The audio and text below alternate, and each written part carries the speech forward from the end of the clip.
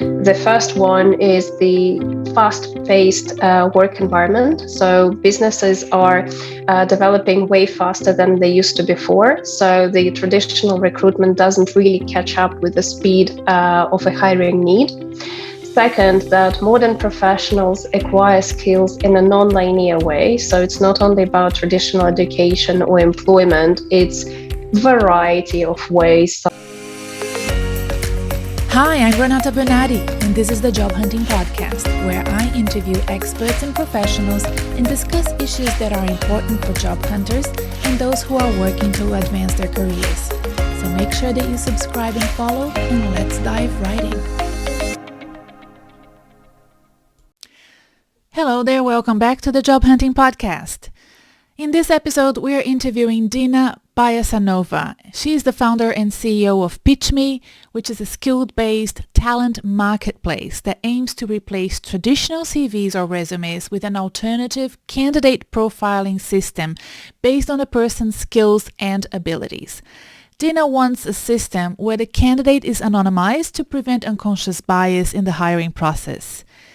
So she sounded like a perfect guest for this podcast, so I invited her to be interviewed, and I'm very glad that she accepted. I'm very grateful to Dina because it's such an interesting concept. I had never heard of a system like this. There are many softwares available, and this kind of proliferation of especially interviewing type, straight camera interviews, softwares and some audio that, call systems for interviews, but this is a very different game. The World Economic Forum recently predicted that 97 million jobs will emerge after the pandemic. In response to this, companies have to rethink the way that they hire to ensure that both employers and employees are prepared for this new business landscape. The remote revolution has already proven the value of soft skills like communication, time management, and leadership. And on top of that, more people are changing careers due to the fast evolving technical capabilities that could alter their existing roles. And career changing is also very prolific and happening quite a lot during this pandemic.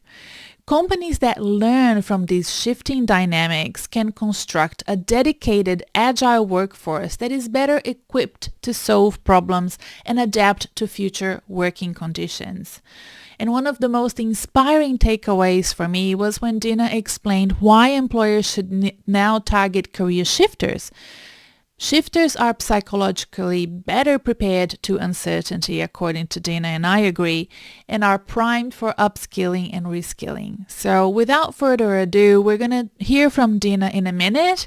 But before we go there, I'd like to remind you to please subscribe to this podcast wherever you found us. If it's YouTube, just click to follow and click a like. Give us some love. If you're in Audible or iTunes or Google Podcast, Spotify, wherever you found this, please give us a follow, give us a like, send us a review. It really is so important for the sustainability of this podcast or any podcast that you listen to give the podcast some love. It helps other professionals like you find podcasts like mine. So please help us out.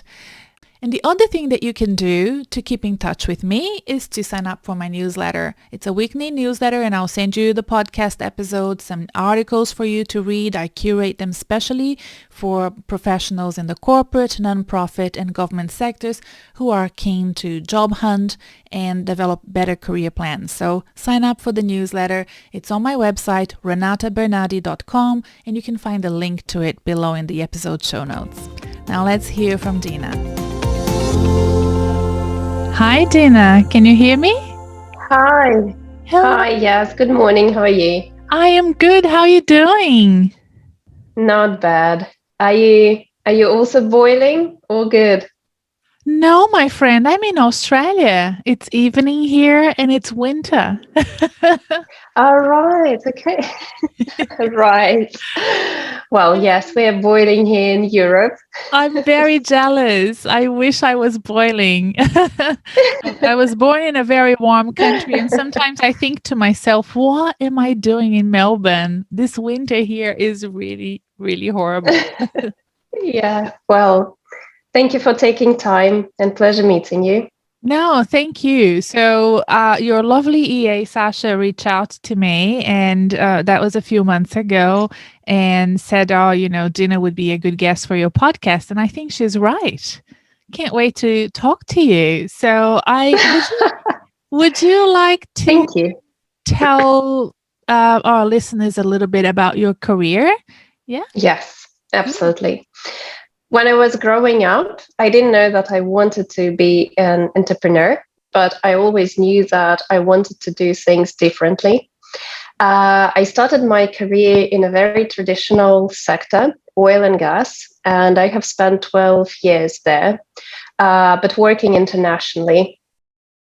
I have also done my PhD in economics, which has nothing to do with HR or technology, which I am working on right now. But that career in oil and gas taught me to look at the things from a very different angles. This sector was disrupted by technology heavily. The processes which were known before, they have been transforming really, really rapidly. So I think my previous career made me curious about technology, about innovation, about disruption of a traditional sector.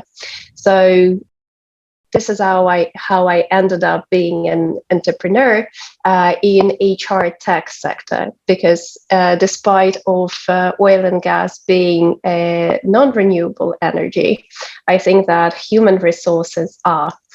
No, that's a very interesting way of putting it. During your career in oil and gas, did you also experience the life of a job hunter? Did you go through recruitment and selection in the traditional way? Well, actually, I experienced it from very different angles, being a candidate myself and then being an employer later on. So yes, obviously, I have spotted that something is broken in the recruitment process, being the participant of this process from different perspectives. But technological sector and oil and gas sector is even more difficult to hunt and recruit people for, because it's really unique. And the skill set we were looking when I turned to be an employer myself and when I was hunting myself, the skills we were looking were very unique. So we had to use different approaches. We had to think out of the box how to attract and screen candidates. So I think that actually my previous career taught me a lot, and it opened up the horizon of opportunities which I am tackling right now. And what is PitchMe? Explain to those listeners who don't know much about it what it does. So PitchMe is a skills-based talent marketplace. We are based around the idea that people should have an opportunity to demonstrate the overall skill set they possess in order to find an ideal work environment and and job, as well as identify career development opportunities. We don't work with a CV. We give candidates a new type of professional presentation. It's called Smart Me Profile. It's a real-time picture of human hard skills, soft skills, and personality profile, which we build by analyzing a variety of digital sources. So as a candidate, you have a chance to input links and sources you consider relevant to yourself, and we convert obtained big data into measured and validated skills. And around that profile, we have built the overall ecosystem, matching you either with employers and positions or matching you with online education opportunities. Dina, that's such a disruption in the market. What I like about today's interviews that I've done all day, and yours is the last one here because it's evening in Melbourne, is it feels like there is a weave, like this golden thread between all of them. We're all looking at the emperor with no clothes, but different guests of this podcast comes with different ways of addressing that issue. So I'm a very pragmatic person who just wants to get my clients into jobs very quickly, working within the system, whatever system it is, we'll find a way and develop your effectiveness to work with the system. You, on the other hand, look at the system and you go, I don't like the way that this is going and I want to disrupt it, right? When you do that, how do you then convince the employers that it's time to change? That's a great question, because we are on the market for 2.5 years. And before pandemic, it was much more challenging because the mindset of an employer was still traditional. CV worked, the traditional recruitment process worked, so no one was really open for a change. So 2020 was a really turning point in the mindset of employers. So we are not only talking about the changes of the work environment and everyone going remote, but people are more receptive of technology. People are trying to think and kind of reflect on traditional processes which they had in place from a different angle. So obviously, when we sell right now, it became much more easier to not only to convince an employer, but actually to demonstrate this in action. So our sales page always starts with results which we deliver to our existing customers. But the 2020 and the last year was a really, really turning point for PitchMe as well. We have grown 5 times. So I think that we were a little bit ahead of the market trend, but right now we are in trend. So it became easier for us. And are you targeting a specific group of professionals, or is this platform sort of a good best practice for every industry, every sector, every professional? So we have started with the digital sector. So everything related to IT, marketing, design, creative industry, because it was affected by the changes of the work nature, and these professionals have a lot of different sources which they build throughout the time. So we have started initially with the digital professionals. However, our technology and our approach can be implemented and probably transformed into different sectors, such as finance, such as medicine, education. But we are startup still, we are growing, so we have a way to go. Yeah. Okay. And with this different type of employments, is it available for people in every country, or are you also, geographically working with a smaller sandbox? No, in terms of the candidate talent pool, it's completely global. So 40% of our candidates in the database are coming from the Europe, 40% from States, and 20% from the rest of the world. So it's Asia, it's Africa, it's Latin America. In terms of employers, we are working also globally. So we have quite a vast presence in Europe and States. But usually our employers and our customers, they have multiple different offices globally. Are the jobs that are going through your PitchMe platform jobs that can be done remotely, or are they still jobs that require you to be physically located in the country where the employer wants you to work from? It's a mixture. It's a mixture. So we do see the trend of the remote work, of course, affecting us as well. So more positions are having this remote tab on, but still there are people who are hiring in traditionally full-time in the office, but to less extent. But we are not freelance platform, so we are only working with full-time permanent roles, which can be done with a relocation, or they can be done physically being remotely, but full-time jobs.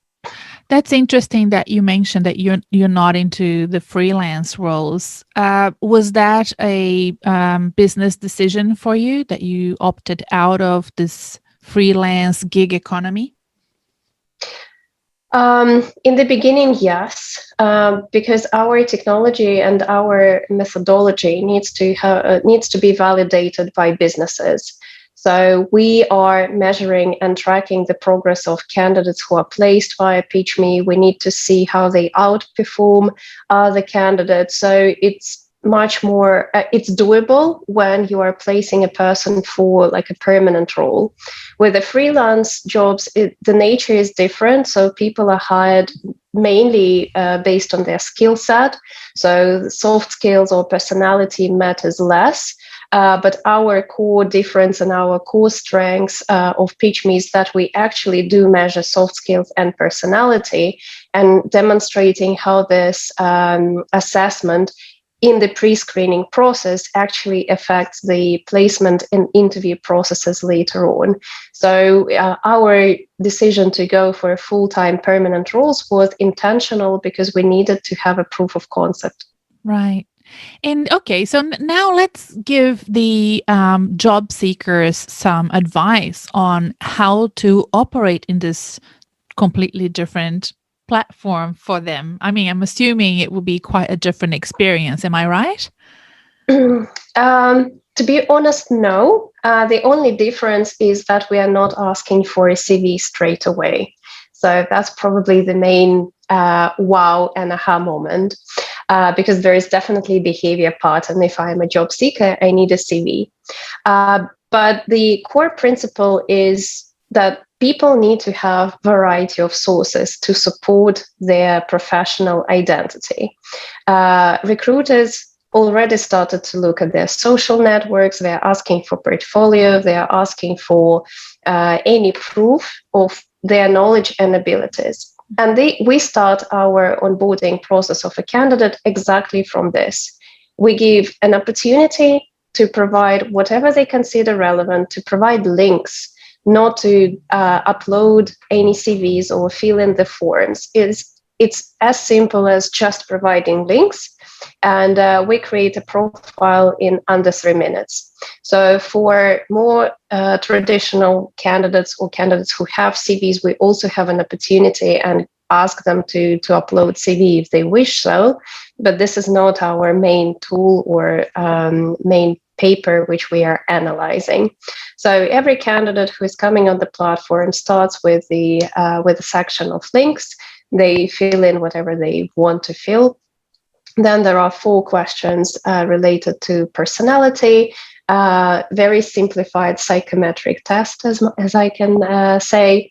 And then any supporting materials, like they can upload portfolio, they can upload examples of their previous work, and that's it. And we turned all of this obtained information into 4 sections: measured and validated hard skills, measured soft skills, and ideal work environment context.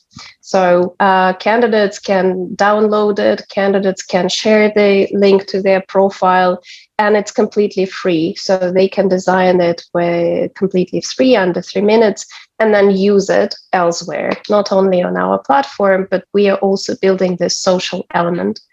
Or they can get matched to jobs on the PitchMe. And Dina, when you say links, can you give us some examples of what your candidates are linking in the platform? Yes, absolutely. So they link professional websites related to their sector. If it is an IT professional, they usually link GitHub, GitLab, Stack Overflow, any repositories they have. If it's a designer, they link Dribbble, Behance, their portfolio websites. People are linking their blogs. People are linking YouTube channels they're hosting. People are linking online games, such as chess.com, for example, or PokerStars. So we work with a really, really wide spectrum of sources, starting from traditional websites, ending up with blogs and even online games. That's excellent. I love all of this because it's so aligned with what I asked my clients to do, which is to dig the interweb for stuff that has been hidden, and yes, you're talking about tech professionals, but even if you're a marketing professional or somebody like myself who worked in sort of executive roles, there are always opportunities for you to find things, and if you can find them, make sure that they're linked somewhere, be it LinkedIn or PitchMe or your resume, your traditional resume, for sure. Absolutely. What what made you come up with this idea, Dina? What made you think this is what I want to do? Personal problem and struggle throughout my career that I never managed to find a job via CV because I don't have a linear career story. Observation that it's not only me, that it's actually quite a lot of people were speaking up about the similar problems which I experienced, and curiosity. So before starting PitchMe, I was involved at the Young Professional Committee of the Energy Institute. It's quite a big society uniting the professionals of the oil and gas and energy sector. And I came up with initiative to run a research to see how the recruitment process works in the sector. And we have interviewed more than 600 candidates, around 400 employers, and 70 recruiters. So we came up with quite an in-depth analytical material, which actually answered all my questions. So I managed to narrow down problems, like really, really broad problems, to three areas which PitchMe now is addressing. The first one is the fast-paced work environment. So businesses are developing way faster than they used to before. So the traditional recruitment doesn't really catch up with the speed of a hiring need.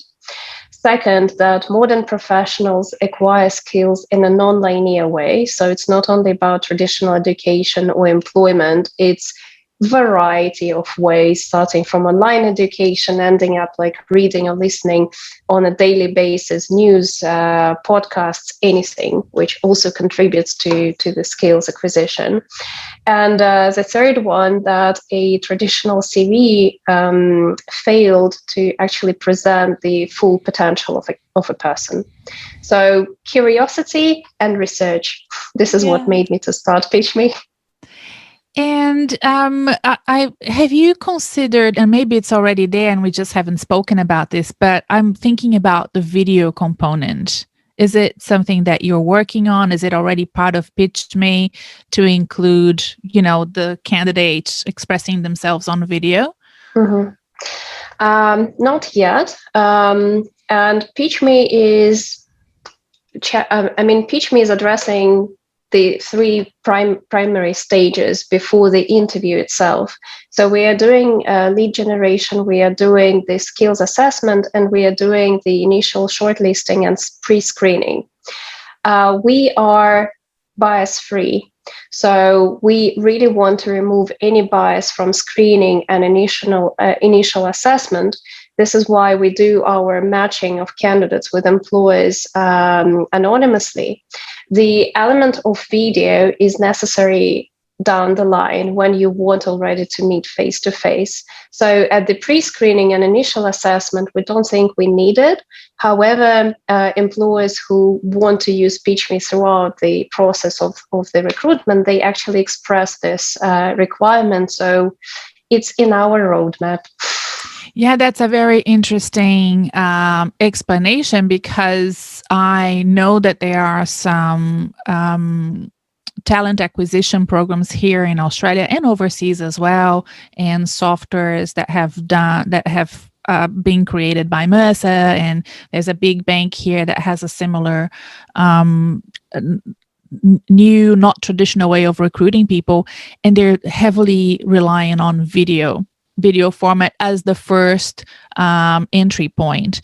And that raises a whole bunch of new issues, right? Because of course there is that bias, which they say it's taken out of from the fact that it's being read by bots. But again, what does that mean? Are you sort of capturing our facial expressions, and what do you make of it? So there's a call for a moratorium on facial recognition software in Australia. I mean, that's being discussed at the moment, and I'm really looking into it. One of the things that concern me as well with video use is the fact that, well, we are in Australia and we are close to Asia. We have lots of Asian Australians here, and when I think about how I'm a Latina, when I think of the way I express myself, you can see my eyebrows go this way and my eyes go that way.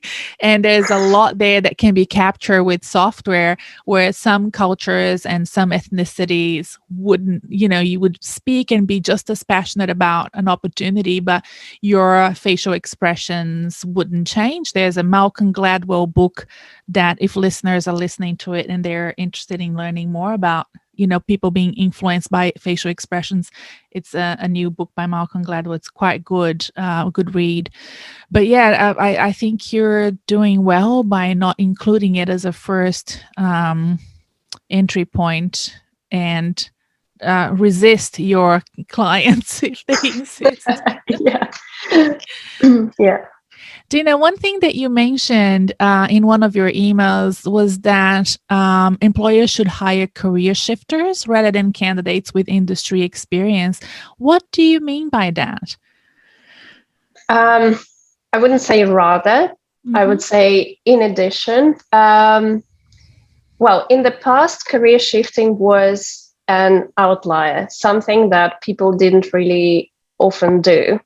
And today, career shifters are becoming the norm. So, in fact, our research has identified that on average, a person will change a career between 3 and 5 times during their working life. So, obviously, coronavirus pandemic has also accelerated this rising trend. And industries have been shaking up by the pandemic, and more people now applying for jobs outside of their previous industries. However, this is a really unprecedented time that people are not only career shifting, they have taken some time and invested in upskilling or reskilling themselves. And this is a unique talent pool, which now became available to employers. They don't need really to invest into reskill or upskill. Candidates and people have been much more flexible, and they realized the trend that they need to switch a career, or they have been artificially put in these conditions that they needed to reskill. But this is a really unique situation, and industries like hospitality, travel, aviation have been particularly affected by the changes. And employers have been driven to seek employment in other areas, some out of the necessity, some out of the desire to change. And it supported that candidates are prepared to sharpen their skills to meet the needs of the new roles. They are much more open for I wouldn't say downgrading themselves, but they understand that they probably should make one step down in order to learn and in order to enter the new industry or new sector. But they are bringing, I would say, a bunch of different skills and bunch of knowledge from their previous experience. So for employers nowadays, it's a unique opportunity to refresh the skill set, to bring people from non-obvious backgrounds and achieve way more than they would with people coming from known or similar career background or similar industry, because you never know when a person came up with something creative, or the person can bring innovation into the company, or kind of like a new initiative based on their previous experience. And we see that this mixture of skills, mindsets, and culture is actually really fruitful for employers. So when I specified this in the email, I wouldn't say rather, I would say that employers now should be really, really open-minded and consider career shifters as a great opportunity for them. Yeah. Do you find that that's already happening with the sector that you're working in?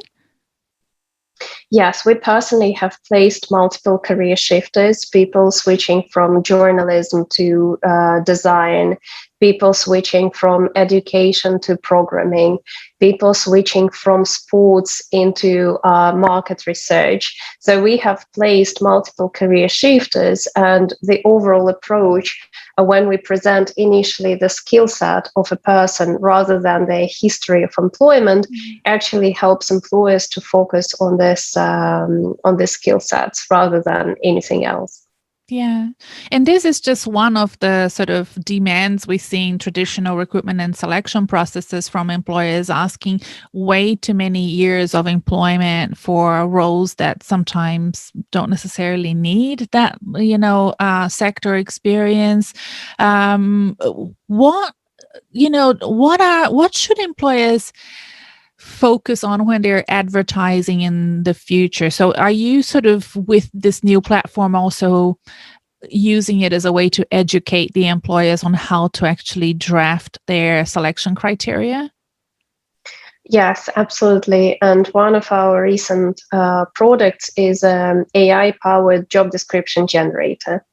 So it had been a really massive success. It's also a free tool, but when we started scaling, we have seen that majority of employers are coming with really badly written job descriptions. They usually copy pasted from elsewhere. They have nothing to do with the company. So we decided to help first ourselves and then to help employers to actually write job descriptions. So a few tips, I would say, that it's really it's going to be like a really tricky situation when you copy paste the text, because you don't understand the requirements of the job you're copy pasting from, and you probably will misguide the candidates and give them different impression of what is required from them. So first, I would encourage every employer to write down the list of skills they're looking for: professional skills, maybe interpersonal skills, anything, and then group them by requirements and what we expect from you. Because sometimes the soft skills are put into the section requirements, and again, candidates are confused. If you are requiring me being a leader, for example, but I don't recognize myself being a leader, probably I'm not going to apply for this role. Then second, put these skills not as a requirement, but as a context. How the skills are going to be applied to the role, or what are the skills going to be achieving, or what is achievement, or what is expected from you. Like who are you going to be communicating with, who is your line manager, what are your not only responsibilities, but what are the criteria of us assessing you. Because sometimes this is what candidates are really confused about, that if my position is, I don't know, a title senior, but you don't mention any management or leadership responsibilities, is it really a senior role? Because senior people are expected to manage or mentor more junior people, but then also there is a misalignment. And senior doesn't require 5 years of experience. Senior doesn't require, the proficiency in every programming language. Senior usually differs from middle or junior by the nature of management and mentorship. And probably the last tip, which is crucial, is try and sell your company, because it's not only candidates selling themselves to an employer, but candidates have a variety of opportunities to choose from. Try to put in a couple of sentences why a particular person will enjoy working with you. What are you trying to achieve? What are your goals for the next 12 or 18 months? What is the current team you already have? Have you been funded? Are you profitable? Anything which can give a context of why a person should devote 12, 18, 2 years of their time to you as an employer. Yes. The interesting thing about everything that you've just said is you were talking about it in relation to an employer writing a job description, but it can definitely be adapted to a job candidate writing their resume, their profile, their LinkedIn information. There's a lot of copy pasting happening both ways, for sure. And it's one of the problems with resumes, as you probably know. It's probably a lot of copy pasting happening. Yeah. But employers now tell us that we are totally okay if a person doesn't have all the hard skills we require. But we are looking for a person with the right motivation, a person with the right mindset and similar culture. So we would be willing to invest into educating, upskilling this person if there is a culture and team fit. So this is what this whole story about. Telling a story of a candidate, telling a story of employer, and then matching it. So for job hunters out there that are interested in applying through PitchMe, what is your key advice to them? What are the first steps that they need to do to start working with a platform like PitchMe?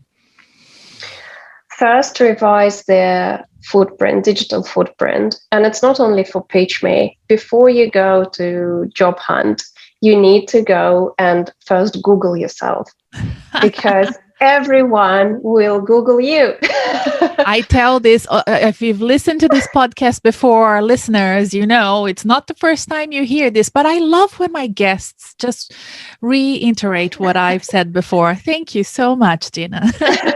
No problem. And they're usually funny stories when you Google your potential employees. Yeah, so Google yourself, work on your first page of search, like what sources you want anyone to come across you as a professional. It's totally fine to have Instagram, Facebook, and so on, like down the line, but this is not what should straight away jump to the face of a recruiter. If you have done anything which can showcase and prove your existing skill set, don't hesitate to demonstrate it. Some candidates, and especially digital candidates, they even have like a simple version of the personal website where they put links, where they put portfolio, where they put summary. They sometimes attach CV and leave their contact details.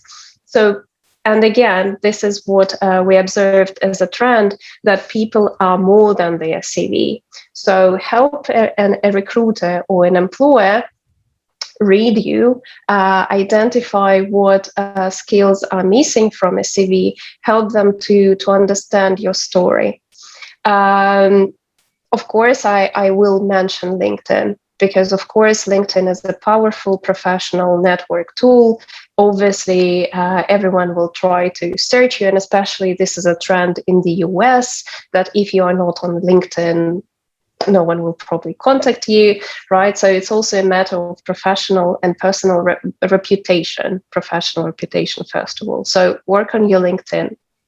And the third, try to network with people within a sector or within the potential companies you are applying to or you are interested in. Try and network with people and understand their hiring process. And it's not about getting a referral and being put into the recruitment process via someone who can refer you. No, try to speak with people and understand why they work in this company, how they, like what the culture is, what your professional career development might look like in that company. Because if you understand that part, it will hopefully help you to create your part, like your story, adjusted to a potential employer you're applying to. Yes, that's all perfect. It reinforces all the right messages that the Job Hunting Podcast has been banging on for quite some time. Dina, thank you so much for your time. It's been a pleasure talking to you and learning about PitchMe. And I wish you all the best of luck, because I love a disruption in the recruitment and selection process. And anything that helps the candidate, I'm 100% behind it. So count on me if you need. Thank you, Renata. Thank you, Renata, very much for having me.